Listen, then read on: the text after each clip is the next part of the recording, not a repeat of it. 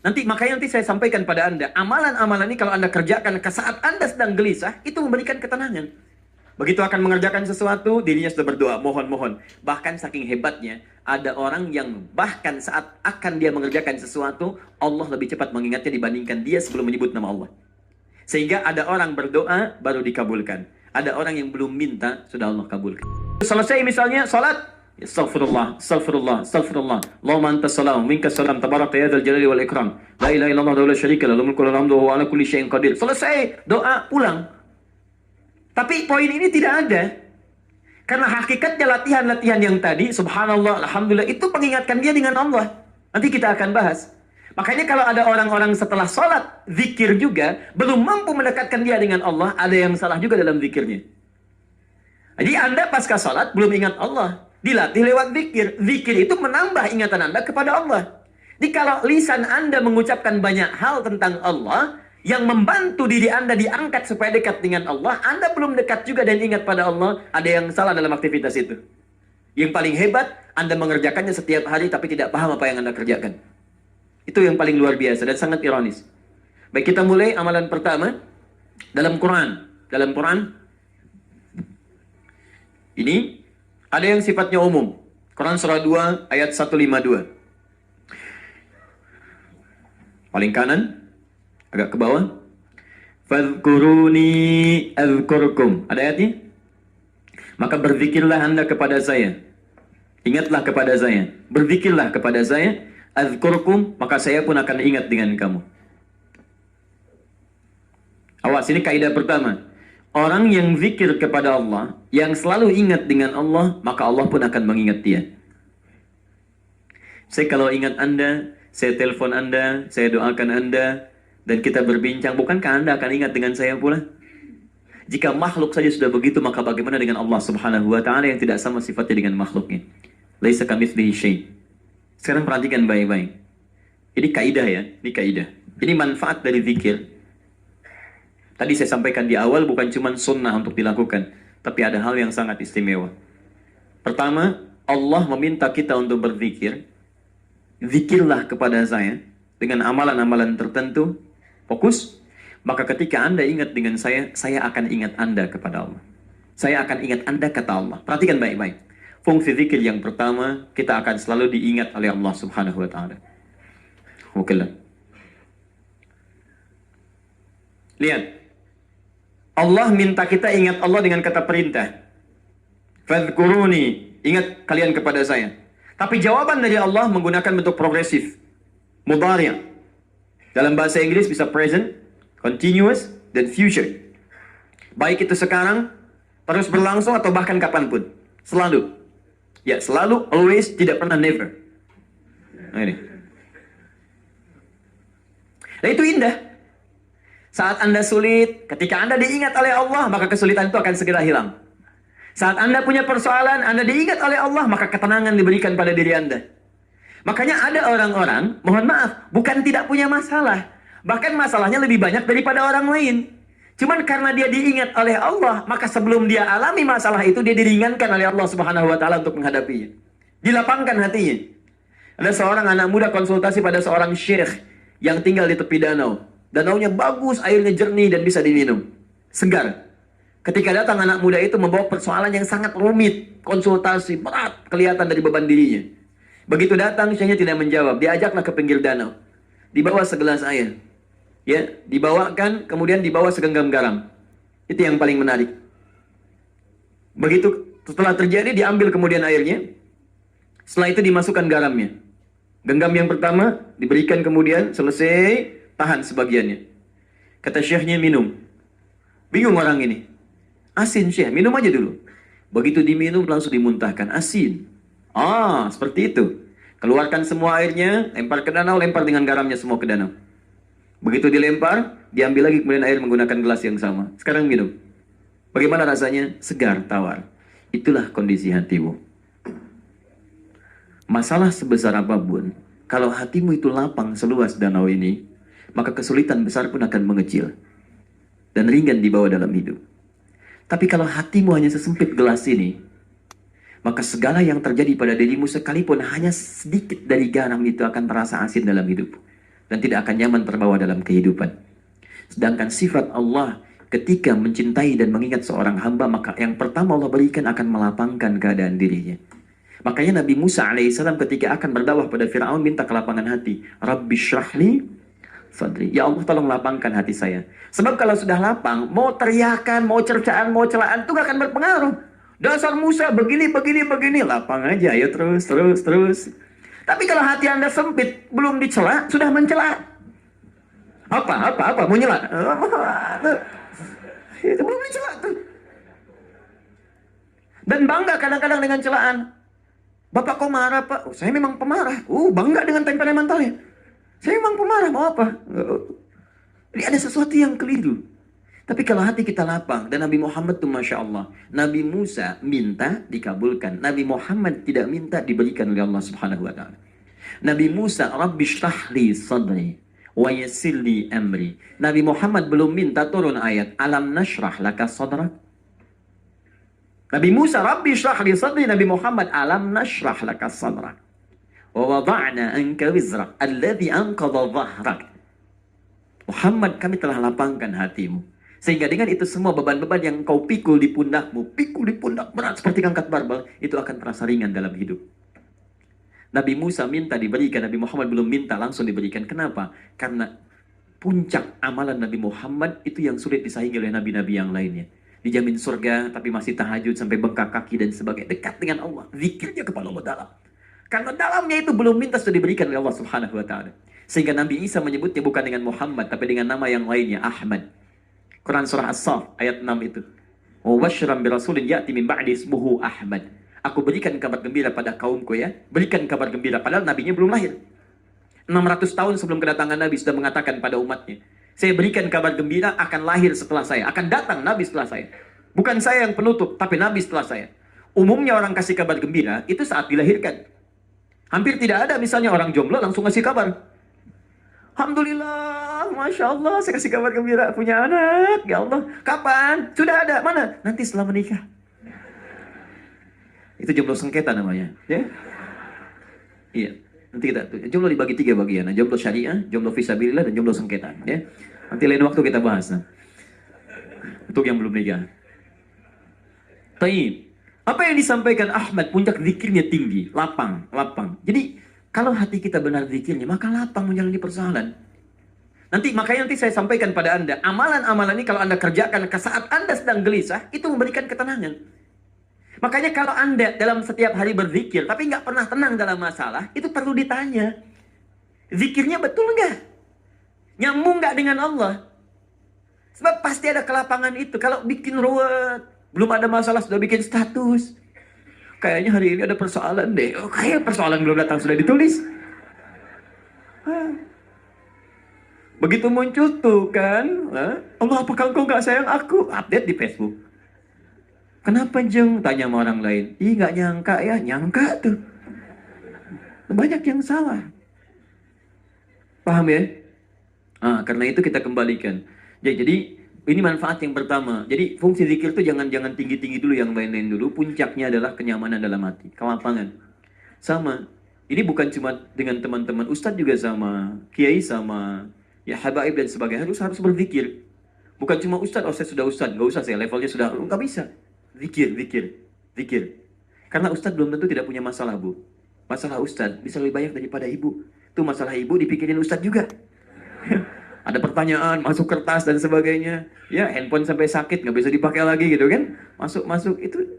Tapi insya Allah, ketika kita membangun hubungan yang dekat, kita semua, baik Anda ustadz, Anda pengusaha, Anda apapun, maka akan ada kelapangan dalam jiwa. Itu yang pertama. Jadi tolong dievaluasi ya. Kalau selama ini kita berzikir tidak menghadirkan kelapangan dalam jiwa kita, ada sesuatu yang harus disempurnakan. Sekarang apa amalannya? Teruskan. Bisa baca Al-Quran. Kalau ini masih umum. Bisa baca Al-Quran.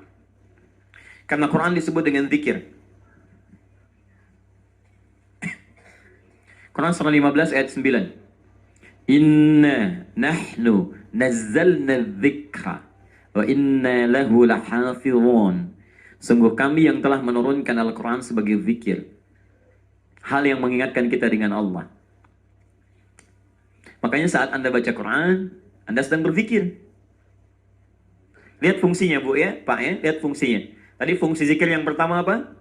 Memberikan ketenangan kepada jiwa kan? Kelapangan dalam hati. Makanya ada rumus. Ketika Anda sedang gelisah, sedang tidak tenang, coba Anda berwudu, kemudian buka mushaf. Bacalah Quran itu. Demi Allah saya katakan, begitu Anda buka mushaf, itu akan sedikit banyak walaupun belum dibaca, sudah ada ketentraman dalam jiwa. Begitu dibacakan, Toha, Masya Allah, keluar ketenangan dalam jiwa Anda. Walaupun gak baca Toha misalnya, Anda baca Wadduha, Wallayli idha saja, Ma wadda'aka rabbuka wa ma qala. Dibacakan, tiba-tiba tanpa terasa air mata Anda mulai mengalir. Semua beban itu kayak ringan. Setelah itu ada ketenangan dalam jiwa. Setelah itu tawakal terbentuk. Setelah itu Allah, Engkau yang menitipkan persoalan, Engkau yang memberikan solusinya. Tidak mungkin Kau titipkan kepada hamba ya Allah kalau hamba tidak sanggup untuk menerimanya. La yukallifullahu nafsan illa wus'aha. Sudah selesai. Enak. Coba dipakai. Ini jangan cuma dipakai nanti pasca sholat Anda baca, nanti kita lihat bacaan-bacaannya apa saja. Tapi itu tidak hadir dalam kehidupan kita. Latihan itu untuk dipraktekkan dalam dunia nyatanya. Makanya orang-orang yang training di perusahaan, bagaimana berhasil trainingnya ketika dia memulai pekerjaannya. Kita di training dengan amalan-amalan. Kapan itu berhasil? Saat kita menjalani prosesnya. Makanya ketika Anda berzikir, Anda diuji oleh Allah dengan masalah. Untuk membuktikan pada Anda bahwa zikir itu solusi. Jadi kalau nggak ada persoalan dalam hidup, Anda tidak akan pernah mengerti. Rupanya ini fungsi zikir dalam kehidupan saya. Ya, Anda tidak akan merasakan nikmatnya zikir. Keindahan dalam zikir. Kadang-kadang kita butuh tanjakan untuk mengerti bahwa setelah itu ada turunan. Kadang-kadang kita mesti menghadapi masalah untuk tahu bahwa di balik masalah itu ada keindahan dalam kehidupan. Ada solusi. Kalau tidak pernah ada garamnya, tidak akan terasa enak sayur yang sedang Anda nikmati itu. Demikian dalam kehidupan. Makanya dalam rumah tangga itu ada yang disebut dengan sakinah. Apa itu sakinah?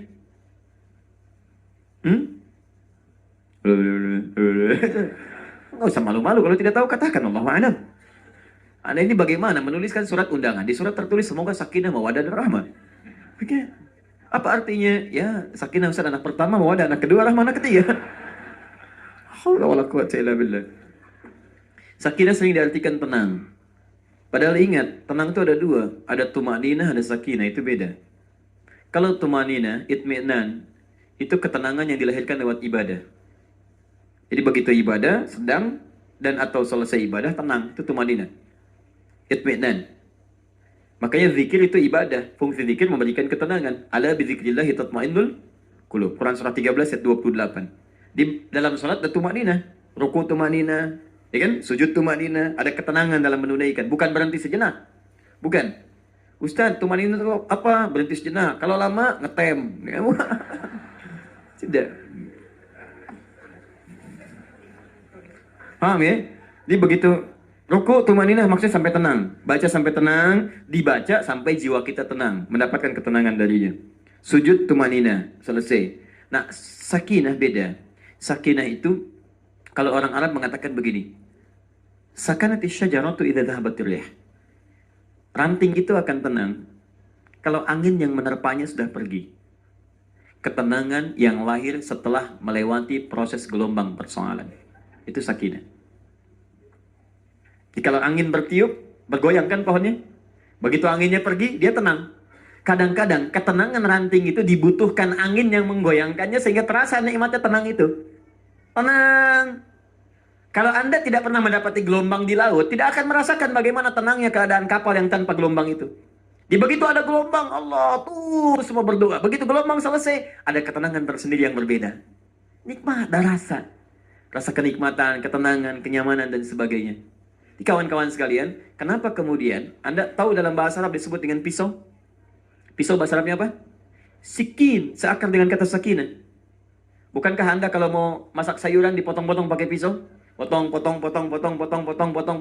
selesai. Begitu selesai dipotong, tenang, selesai, makan enak gitu. Masya Allah. Coba kalau makan durian gak dipotong dulu. Ya? Timun, macam-macam segalanya tidak dipotong, tidak diiris, dia akan nyaman. Makanya sakinah, kenapa disebut sakinah? Karena konsep ketenangan di rumah tangga tidak akan pernah ada kenikmatan yang tenang sempurna kecuali diuji dengan persoalan-persoalan.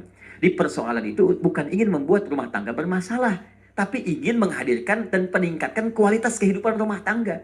Sehingga dengan kualitas itu muncul masalah selesai, kualitas semakin meningkat. Bagaimana cara mengatasinya? Ada solusinya. Makanya setelahnya ada mawaddah dan rahmat. Tahan itu babnya, saya kembalikan ke sini. Paham ini? Jadi yang pertama, itu bisa dengan membaca Al-Quran. Zikir. Baca Al-Quran. Karena itu Al-Quran disebut dengan zikir. Taib. Kalau tidak ingin susah dalam membaca, dan di mana saja bisa dipakai. Kalau baca kan biasanya diorientasikan ada mushaf ya. Sedang tidak tenang, ambil mushaf, berwudu, menghadap kiblat, baca tenang. Kalau Anda ingin dimanapun tenang, tanpa harus mencari mushaf, hafalkan Qurannya. Jangan ketawa. Jadi mudah. Dan ini serius. Karena tidak ada satupun kitab di muka bumi ini yang dijamin kemudahan dalam menghafal kecuali Al-Quran. Dan ini mukjizat Al-Quran.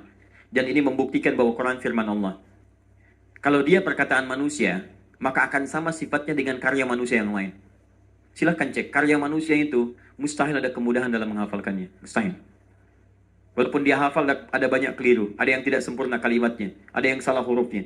Silahkan yang hafal Undang-Undang Dasar misalnya. Undang-Undang Dasar 1945, KUHP dan sebagainya. Anda bisa cek, apakah ada kemudahan semudah menghafal Al-Quran? Kalimat di Undang-Undang Dasar, kemudian kalimat jumlahnya hitung, samakan dengan satu surah dalam Al-Quran. Dengan jumlah yang sama. Akan beda cara Anda menghafal dan beda kemudahannya. KUHP misalnya, ya silakan hafalkan. Anda akan temukan banyak perbedaan-perbedaan di dalamnya. Semua karya manusia akan memiliki sifat-sifat kemanusiaan. Tapi firman Allah tidak akan pernah disaingi oleh manusia. Karena itu, saya cek pada Anda. KUHP, Ustadz ada yang hafal sempurna. Orang lihat. Orang yang nggak bisa lihat, bisa nggak hafal. Anda yang muda, anak kecil bisa nggak hafal. Anak yang belum balik bisa nggak hafal KUHP. Orang yang sudah sepuh 82 tahun bisa nggak hafal KUHP. Dan seterusnya. Sulit untuk menemukan ini. Tapi Al-Quran tidak. Al-Quran tidak. Anak kecil, Masya Allah, anak-anak, orang dewasa, yang dewasa kekanak-kanakan, yang sudah sepuh dan sebagainya, yang melihat, yang belum bisa melihat dan sebagainya, hafal Quran. Kalau bukan firman Allah mustahil.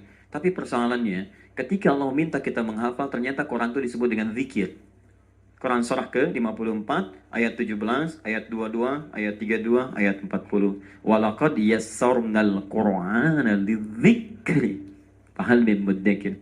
Sungguh kami telah mudahkan Al-Quran sebagai zikir.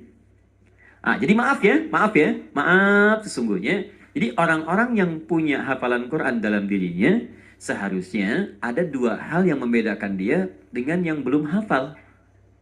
Apa perbedaannya? Perbedaan pertama, karakteristiknya akan cenderung tampil lebih tenang. Tenang. Dan kelembutan. Karena lapang jiwanya. Ahli Quran itu mesti beda. Cek Bu ya, Pak ya. Kalau Anda menitipkan anak Anda di tempat hafalan Quran, kembali dari situ tidak berubah karakternya, ada yang salah hafalannya. Ada yang keliru. Penghafal Quran itu kelihatan dari sikap, tawaduknya, tenangnya. Ya, gambar. Dia paham kapan dia mesti meledak-ledak. Kapan dia mesti mengeluarkan ketegasannya. Kapan dia mesti lembut, itu paham. Tapi yang paling utama, itu yang paling hebat. Ada ketenangan dalam dia bersikap. Lain. Silahkan cek Anda kumpulkan penghafal Quran. Akan beda Pak. Dari sikapnya, Masya Allah. Bahkan senyumnya. Bahkan dari gayanya, macam-macamnya. Dan seterusnya itu Masya Allah. Akan ada perbedaan. Cek. Jadi anak Anda, kalau Anda menghafal Quran, bahkan Anda pribadi menghafal Quran, tidak merubah perilaku kita jadi lebih baik, lebih lapang dalam kehidupan, itu pasti ada yang keliru dalam hafalannya. Dua, ahli Quran itu akan jadi lebih dekat dengan Allah Subhanahu wa Ta'ala. Karena kalimat-kalimat yang dia hafalkan kalimat zikir. Dan itu firman Allah. Makanya kalau ada orang yang menghafal firman Allah, tidak dekat dengan Allah, ada yang salah dengan Qurannya. Ada yang tidak hafal Qul Huwallahu Ahad. Yang hafal Qul Huwallahu Ahad, boleh angkat tangan? Alhamdulillah. Qul Huwallahu Ahad. Surat apa itu? Al-Ikhlas. Masya Allah. Semakin dibaca, semakin berkurang keikhlasan. Kenapa? Bukan, kaitannya bukan dengan konteks itu. Ada yang tidak tepat. Lihat, Qul Huwallahu Ahad. Orang yang benar-benar hafal sebagai zikir, katakan hanya Allah Tuhan yang ahad. Ahad, tidak ada yang lain. Dia akan katakan hanya Allah yang benar. Itu normal. Setiap keyakinan akan mengatakan Tuhan dia yang benar.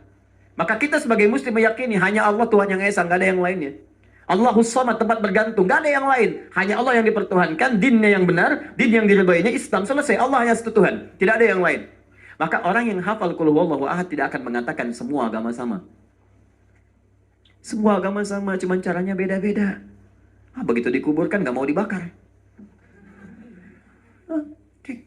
Tidak akan pernah mengatakan lisan orang yang al-ikhlas, lisan orang yang bertauhid, qul huwallahu ahad. Kalau benar menghafalnya sebagai zikir, maka dia akan kesulitan dan kaku lisannya untuk mengatakan semua agama sama. Kenapa? Karena hafalannya dikeluarkan dengan zikirnya. Takut lisannya keluar, takut, kaku, gak bisa dia ucapkan karena terhubung dengan Allah, zikir. Jadi kalau ada orang bisa menghafal qul huwallahu ahad tapi ringan mengatakan kata-kata tadi, maka Qur'annya tidak menjadikan dirinya sebagai zikir pada Allah Subhanahu wa taala. Ada yang salah dalam hafalannya. Dalam catatan kami itu bukan menghafal. Dia nggak hafal, dia cuma tahu. Dia cuma tahu. Jangankan dia yang tidak beriman pun bisa kemudian membacakan ayat itu. Itu persoalannya. Itu yang disebut oleh Al-Qur'an, iman tidak sampai pada jiwa ya, cuma sampai pada di lisannya. Dan dia mengaku muslim tapi imannya nggak sampai kepada jiwanya. Itu ada di Quran surah ke-49 ayat 14. Ayat 14. Dan itu sudah terjadi di zaman Nabi. Qalatil a'rabu amanna. Ada sementara orang Arab mengatakan kami beriman. Qul lam tu'minu. Kata Allah, katakan Muhammad kalian belum serius imannya. Walakin qulu aslamna. Tapi katakan pada mereka kalian baru mengatakan masuk Islam. Walamma yadkhulul imanu fi qulubikum. Tapi iman nggak sampai ke dalam jiwa kalian. Karena itu karena nggak sampai kepada kulub itu tempatnya zikir. Ala bidzikrillahi tatmainnul qulub. Ya, tempatnya zikir, menyambung dengan Allah. Karena iman tidak sampai pada jiwanya, tidak memberikan respon dalam dirinya untuk diamalkan dalam kehidupan, cuma di lisan. Makanya banyak orang mengatakan A, B, C, tapi nggak ada amalannya, nggak ada nyambung dengan Allah. Jadi sudah lama terjadi 15 abad yang lalu. Jadi kalau ada yang sekarang pengen ikut-ikutan, dia telat. Semua agama itu sama, Anda telat. Telat Anda, ketinggalan. 15 abad yang lalu sudah ada yang seperti Anda. Imannya cuma di lisan, nggak sampai kepada jiwa. Dan kita doakan, semoga dia kembali. Allah berikan hidayah kepada ya Allah. Ya Allah, dia hidup dengan kami. Tolong jadikan kami bertemu juga di surga dengannya ya Allah. Berikan petunjuk. Dalam sujud Anda, begitu Anda sentuh dalam doa, mungkin cercah hidayah hadir dalam jiwanya. Dan tidak sedikit yang kembali. Ingat, kembali. Kami doakan. Saya doakan demi Allah, saya katakan, saya mencoba mendoakan yang disebut dengan homoseksual, yang lesbian, yang macam-macam, saya doakan. Dan tidak sedikit kemudian yang telepon, yang menangis, yang ingin berubah, yang minta dibimbing dan sebagainya. Ya, jadi mendoakan itu lebih mulia daripada mencela. Dan kita berikan solusi, nilai-nilai kebaikan. Kita ajak teman-teman untuk berubah. Adapun itu pilihan dia, mau kembali atau tidak, pilihan Anda. Pilihan Anda, tapi kita bisa memilih untuk mendakwahi dengan cara-cara yang lembut. Paham ya? Ini bagian yang kedua. Jadi kalau Anda menghafal Quran, walaupun belum 30 juz, walaupun baru Al-Ikhlas, walaupun belum baru An-Nas, tapi perilaku kita menyimpang dari apa yang kita hafalkan, maka Quran itu belum jadi zikir dalam kehidupan kita. Paham ya? Sekali lagi, Quran belum jadi zikir dalam kehidupan. Bukan kita, saya tidak ikutan. Ini bisa jadi doa atau kalimat thayyibah. Quran surah 7 ayat 205. Wadhkur rabbaka fi nafsika tadarruan wa khifatan wa dunal jahri minal qaul. Silakan sebut Rabbmu dalam jiwamu, pada dirimu. Nafas itu bisa diartikan dalam jiwa, pelan, tenang. Bisa diartikan olehmu, dibacakan, baca. Tadarruan wa khifatan wa dunal jahri minal qaul. Dengan penuh kelembutan, ketawakalan, dan tidak perlu berlebihan sampai misalnya teriak-teriak dan sebagainya. Ya, tapi poinnya adalah ayat ini ingin memberikan gambaran pada kita bahwa doa menyebut Allah atau menyampaikan kalimat thayyibah itu bagian dari zikir. Ini dua. Bisa bentuknya doa, bisa dengan kalimat thayyibah. Kalimat thayyibah itu semua kalimat-kalimat, bacaan-bacaan yang bernilai baik yang ditujukan kepada Allah.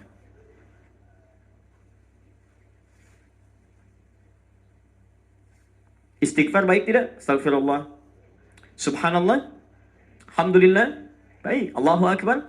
Baik. La ilaha illallah wa la syarikalah. Baik. Semua baik. Itu kalimat thayyibah namanya. Kalimat thayyibah. Sudah? Dan doa. Doa juga sama. Bukankah dalam doa Anda menyebut Allah? Ya Allah, mohon ya Allah, Rabbana, dan seterusnya. Paham? Baik. Sekarang bagian terakhir. Kita susun dulu ya, setelah disusun, baru kemudian diuraikan. Jadi kalau kita lihat amalan-amalan yang melatih kita untuk hati kita tenang, terhubung dengan Allah, dan bisa memohon apapun kepada Allah, amalan itu disebut dengan zikir. Tadi amalan utamanya zikir, mampu mengingatkan kita dengan Allah sehingga kita diingat oleh Allah. Kalau sudah diingat, diberikan kelapangan hati sehingga mudah mengatasi persoalan. Nanti dengan amalan yang lain, ini dengan doa, akan lihat segala permintaan bisa cepat dikabulkan. Bahkan nanti orang yang biasa berlatih doa nanti ada pasca sholat, ada tuntunan berdoa. Begitu Anda berdoa, kebiasaan itu terbawa dalam kehidupan. Jadi otomatis, begitu akan mengerjakan sesuatu, dirinya sudah berdoa, mohon. Bahkan saking hebatnya, ada orang yang bahkan saat akan dia mengerjakan sesuatu, Allah lebih cepat mengingatnya dibandingkan dia sebelum menyebut nama Allah. Sehingga ada orang berdoa, baru dikabulkan. Ada orang yang belum minta, sudah Allah kabulkan. Nanti kita akan lihat. Tadi seperti Nabi Muhammad, Nabi Musa berdoa, baru dikabulkan. Nabi Muhammad belum minta, diberikan. Nabi Musa, Rabbi syrahli, Nabi Muhammad, alam nashrah laka sadra. Nabi Musa, wa yassir li amri, Nabi Muhammad, wa nuyassiruka lil yusra. Dan seterusnya. Baik. Terus ini, salat. Quran surah 20 ayat 14. Salat. Itu juga zikir. Innani anallahu la ilaha illa ana fa'budni wa aqimis salata li dzikri. Allahu akbar. Saya Allah, tidak ada Tuhan selain saya, kata Allah, sembah saya. Jadi kalau orang menyatakan tidak ada Tuhan selain Allah, maka dia komitmen menyembah Allah. Makanya setelah syahadat ada salat. Itu komitmen menyembah. Jadi kalau orang syahadat gak pernah salat, ada yang salah dalam syahadatnya. Karena diikat, orang yang menuhankan Allah, maka komitmen menyembah Allah. Ma'budul haq. Jadi disebut Allah itu yang disembah. Allah itu namanya al-ma'bud al-haq. Yang satu-satunya yang disembah. Jadi kalau Anda mengatakan Allah Tuhan saya, tapi nggak pernah menyembah Allah, ada yang salah. Syahadat, ditulis di KTP, Muslim. Muslim itu patuh, siap menyembah. Tapi tidak pernah sholat. Ada yang salah. Ada yang salah. Yang masuk surga KTP-nya. Ya. Baik, orangnya tidak. Ada persoalan dalam dirinya. Jika memang Allah berkehendak dengan itu semua. Paham ya? Nah, kembalikan teman-teman ke sini. Salat disebut dengan zikir. Fa'budni, bagaimana cara menyembahmu ya Allah? Wa aqimis salata, tunaikan salat di zikri untuk menyembah, mengingat saya. Salat disebut zikir. Ingat, salat ketika disampaikan oleh Quran disebut zikir. Kenapa disebut zikir? Bahkan salat disebut puncak zikir karena menghimpun semua jenis zikir dalam salat. Lihat, kalimat thayyibah ada dalam salat. Begitu dibuka, Allahu Akbar, kalimat thayyibah. Subhanallah, Alhamdulillah, Allahu Akbar ada dalam salat. Bacaan Quran ada dalam salat. Orang yang nggak baca Quran tidak sah salatnya. Al-Fatihah bukankah Quran? Ya kan? Tapi itu rukun dalam salat. Kecuali dalam makmum, ada ikhtilaf di dalamnya. Doa ada dalam salat. Duduk di antara dua sujud, bukankah doa? Rabbighfirli warhamni wajburli, dan seterusnya doa. Jelas kan? Sampai akhir. Jadi kalau orang salat, mohon izin, kalau orang salat, kemudian tidak menghasilkan manfaat-manfaat zikir, itu yang harus dievaluasi dalam dirinya.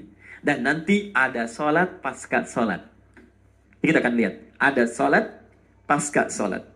Setelah salat zuhur ada salat lagi? Ada. Setelah salat isya ada? Ada. Tayyib. Ya, itu sesuatu yang nanti kita akan lihat. Nah sekarang, bagaimana cara mengurutkan itu semua? Apa dulu yang dimulai dalam amalan pasca salat? Apakah setelah salat langsung salat lagi? Apakah setelah sholat kita misalnya berzikir kalimat thayyibah dulu? Apakah Quran dulu? Apakah doa dulu? Mana di antara itu yang disusun oleh Nabi SAW atau menjadi pilihan untuk kita amalkan? Jelas di sini? Halo? Baik. Baik, kita lihat susunannya dulu. Satu, susunan standar. Standar ini artinya yang tidak banyak kegiatan-kegiatan lain yang harus dikerjakan. Sifatnya lebih tenang. Maka di antara susunannya, ini sudah saya tuliskan, hadis Muslim, nomor hadis 591, 593, 594, 597.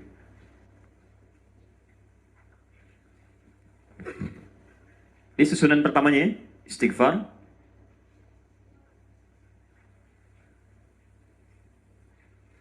Latihannya 3 kali. Sudah?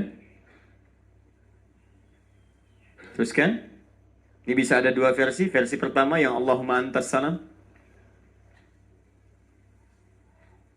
Nanti insya Allah di pertemuan berikutnya kita coba bagikan ya susunan-susunan zikirnya supaya nanti mudah diketahui. Jadi kita tuliskan dulu saja. Sudah? Yang ini sekali. Teruskan. Ini kedua, satu, dua, teruskan.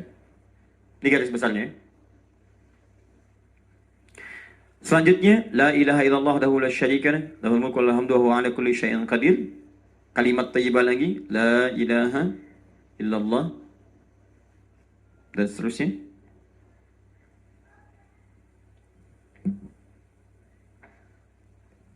Sudah?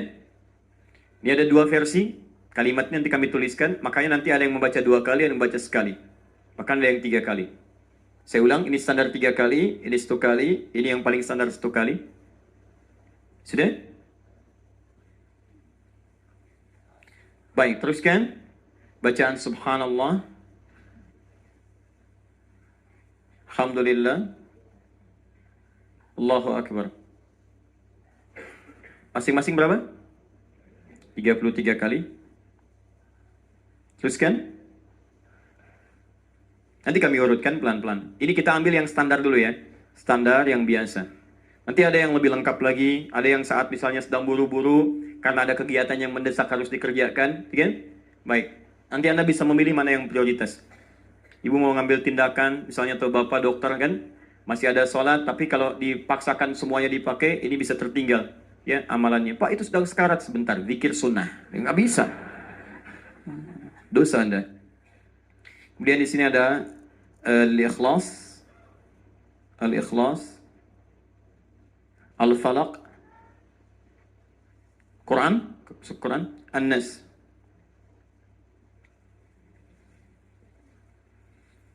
Yang kelima, ayat kursi.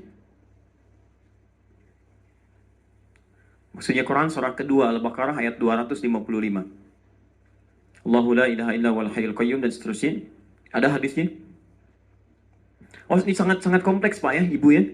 Nanti ada yang minta supaya dilindungi oleh Allah dari gangguan-gangguan sampai gangguan jin, gangguan macam-macam dan seterusnya. Gangguan setan, gangguan dari nafsu kita. Ini ada semua di sini, termasuk doa-doanya. Teruskan. Sudah? Saya bacakan urut dulu ya. Istighfar, Allahumma antas salam, la ilaha illallah wa la syarika lah, dan seterusnya. Itu yang kalimat thayyibah. Dan subhanallah, alhamdulillah, Allahu akbar, masing-masing 33 kali. Kemudian membaca al-ikhlas, al-falaq, kemudian an-nas, kemudian ayat kursi. Sudah sampai sini? Baik. Setelah itu, urutan selanjutnya. Bisa doa, sini.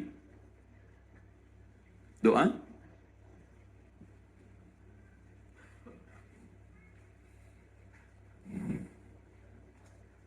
Sudah? Doa. Nanti kita turunkan kalimatnya. Ada yang paling singkat, Allahumma inni as'aluka ilman nafi'a wa rizqan thayyiba wa amalan mutaqabbala. Itu sering disampaikan oleh Nabi. Doa. Kalau doa ini lebih luas ya. Nanti ada doa yang dituntun secara singkat, ada doa nanti yang sesuai kebutuhan kita. Nanti mudah-mudahan Allah berikan kesempatan pada kami untuk merinci doa apa saja. Bisa kalau doa untuk kemudahan bekerja apa doanya? Doa kemudahan anak-anak dalam sekolah apa doanya? Doa ibu kesulitan di rumah tangga apa doanya? Jadi itu bisa dimintakan dalam sholat, itu sunnah. Dan pasca sholat kita bisa menyampaikan kepada Allah apa yang kita mintakan. Bagaimana caranya nanti kita lihat. Selanjutnya sholat terakhir. Sholat. Saya kasih kurung ya. Saya kasih kurung supaya tidak lepas. Saya beri keterangan jika terdapat sunnahnya. Jika terdapat sunnahnya. Ini kasih keterangan ya. Sholat jika terdapat sunnahnya. Karena nanti tidak semua pasca sholat fardu ada sholat sunnah langsung, tidak semua. Ya, seperti sholat asar setelahnya tidak ada. Seperti sholat subuh setelahnya tidak ada. Paham ya? Baik, cari dalam kondisi-kondisi tertentu. Sudah? Ada berapa poin? 7 ya, 7 poin. Nanti kita urutkan. Baik, ini yang standar, yang normal. Ada yang ke-8 seperti terakhir. Nah, ini amalan saat berpisah. Ada sunnahnya, bahkan di Al-Bukhari, nanti saya turunkan hadisnya. Apa itu? Musafahah. Bersalaman. Musafahah. Ini saat amalan berpisah. Amalan berpisah. Musafahah. Musafahah. Itu bahasa kitanya bersalaman. Kita hadirkan hadis-hadisnya. Bagaimana sahabat ketika selesai, Nabi bangkit. Begitu Nabi mau bangkit meninggalkan, sahabat mengejar Nabi. Ada yang mencium tangannya, ada yang kemudian bersalaman dan sebagainya. Nanti kita akan turunkan hadisnya. Ya. Supaya kita bisa tempatkan nanti urutan dalil sesuai dengan tempatnya. Ada dalilnya. Jadi kalau Anda ingin kerjakan ini, dalilnya apa? Dikerjakan ini, dalilnya apa? Ya. Dan nanti bagaimana menempatkan posisi sesuai dengan urutannya. Atau misalnya, bagaimana apakah boleh saya mendahulukan yang lain sebelum yang lainnya? Nah, dalam posisi apa boleh, dalam posisi apa tidak diperkenankan. Jelas? Baik, satu apa? Istighfar. Dua apa? Kalimat thayyibah Allahumma antas salam. Tiga apa? La syarika lah. Empat apa? Baik. Lima apa? Bacaan Quran. Enam apa? Bacaan Quran. Tujuh apa? Doa. Kemudian kedelapan apa? Alhamdulillah. Baik, itu urutan-urutannya.